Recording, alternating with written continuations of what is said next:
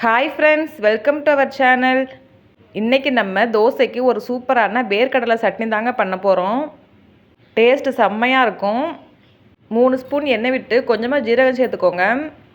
அடுத்து கொஞ்சமாக உளுந்தும் கடலைப்பருப்பும் சேர்த்துக்கலாம். இது எல்லாம் நல்லா பொரிஞ்சதுக்கப்புறமா வேர்க்கடலை சேர்த்துக்கோங்க. வேர்க்கடலை நல்லா வறுபடணும். அப்புறமா 4-5 பூண்டு, ஒரு துண்டு இஞ்சி சேர்த்துக்கலாம்.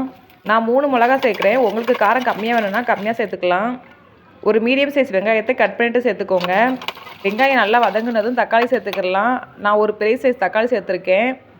தக்காளி கொஞ்சம் வதங்கினதும் கொத்தமல்லி சேர்த்துக்கோங்க. எல்லாம் சேர்ந்து நல்லா வதங்கணும். நல்லா வதங்கினதுக்கப்புறமா ஸ்டவ்வை ஆஃப் பண்ணிவிட்டு ஆற வச்சிடலாம். இப்போ நல்லாவே ஆறிடுச்சு. அடுத்து மிக்ஸி ஜாரில் சேர்த்துக்கலாம். நான் கொஞ்சம் மீடியம் சைஸ் ஜாரில் சேர்க்குறேன், ஏன்னா தண்ணி விட்டு அரைக்கணுங்க. அடுத்து தேவையான அளவு உப்பு சேர்த்துட்டு அரைச்சிக்கிடலாம். இப்போ கொஞ்சமாக அரைச்சிட்டு தண்ணி சேர்த்துக்கலாம். உங்களுக்கு தேவைப்படுற அளவுக்கு தண்ணி சேர்த்துக்கோங்க. கொஞ்சம் கொரகொரப்பாக அரைச்சிக்கலாம்.